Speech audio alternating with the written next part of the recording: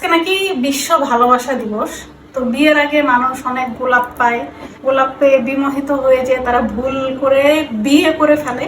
বিয়ে করার পরে যেটা হয় যে জামাই গোলাপ ফুলের পরিবর্তে এই যে পুঁটি মাছ নিয়ে আসছে।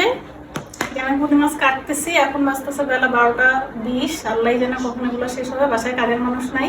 Best of luck to me. এবং যারা বিয়ে হয় নাই তাদের জন্য বিশাল একটা সতর্ক বার্তা, আরো বিয়ে করবেন